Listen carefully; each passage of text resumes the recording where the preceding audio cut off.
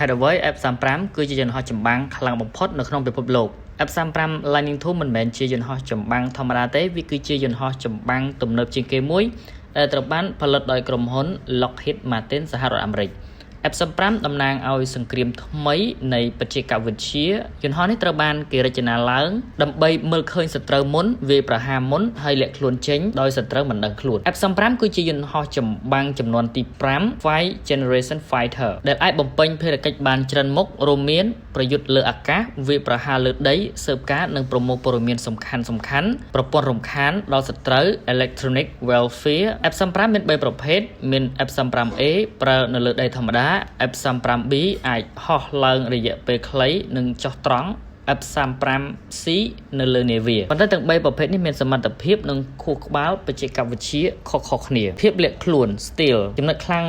បំផុតដែលធ្វើឲ្យ F35 ខ្លាំងជាងគេគឺសមត្ថភាពលាក់ខ្លួនពីរ៉ាដារូបរាងត្រូវបានរចនាឡើងមិនឲ្យរ៉ាដាចាប់បានប្រើសម្ភារៈស្រូបរលករ៉ាដាសត្រូវមើលមិនឃើញដូចជាវត្ថុតូចនេះមានន័យថា F35 អាចចូលទៅក្នុងតំបន់សត្រូវដោយគ្មានការប្រុងប្រយ័ត្នពីការការពារលាក់ខ្លួនមិនមែនតែរូបរាងទេអាវុធដាក់នៅខាងក្នុងកាត់បន្ថយកម្ដៅម៉ាស៊ីនរំខានប្រព័ន្ធស៊ើបការរបស់សត្រូវនៅក្នុងសង្គ្រាមសម័យថ្មីអ្នកដែលឃើញមុនគឺឈ្នះ Sensor Fusion យន្តហោះមានខួរក្បាល F35 ត្រូវបានគេហៅថាយន្តហោះមានខួរក្បាលដូចកុំព្យូទ័រវាប្រមូលព័ត៌មានពីរ៉ាដាកាមេរ៉ា infrared ប្រព័ន្ធស៊ើបការយន្តហោះផ្សេងៗនិងផ្កាយរណបបន្ទាប់មកវារួមព័ត៌មានទាំងអស់នោះបង្ហាញទៅជារូបភាពតែមួយងាយយល់សម្រាប់អ្នកបើក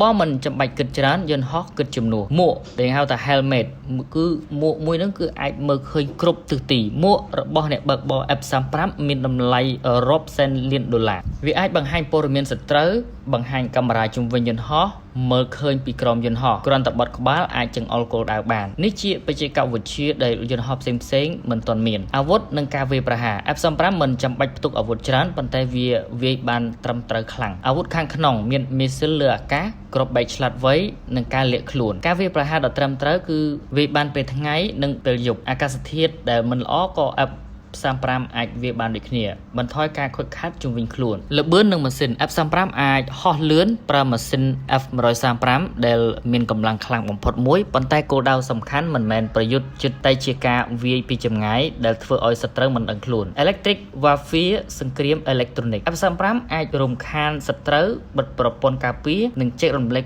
ព័ត៌មានទៅយន្តហោះផ្សេងៗយន្តហោះមួយអាចជួយកងទ័ពបានទាំងមូល F35 ត្រូវបានប្រើដោយប្រទេសជាច្រើនមានអាមេរិកអង់គ្លេសជប៉ុនកូរ៉េខាងត្បូងអូស្ត្រាលីនិងអ៊ីស្រាអែលវាត្រូវបានប្រើនៅក្នុងបេសកកម្មដែលមានប្រសិទ្ធភាពនិងសុវត្ថិភាពបំផុតចំណុចខ្សោយរបស់ F35 គឺមានតម្លៃថ្លៃខ្លាំងថែទាំស្មុគស្មាញត្រូវការបច្ចេកវិទ្យាគ្រប់គ្រងប៉ុន្តែវាត្រូវបានបង្កើតសម្រាប់សង្គ្រាមនៅពេលអនាគត F35 ខ្លាំងមិនមែនដោយសារអាវុធប៉ុណ្ណោះទេប៉ុន្តែដោយសារព័ត៌មានការលាក់ខ្លួនបច្ចេកវិទ្យានិងភាពឆ្លាតវៃវាមិនមែនជាយន្តហោះធម្មតាតែជាប្រព័ន្ធសង្គ្រាមពេញលេញមួយដែលធ្វើឲ្យឈ្មោះរបស់វាដែលគេឲ្យឈ្មោះវាថាអ្នកមើលឃើញមុនគិតលឿនវាយមុនគឺឈ្នះ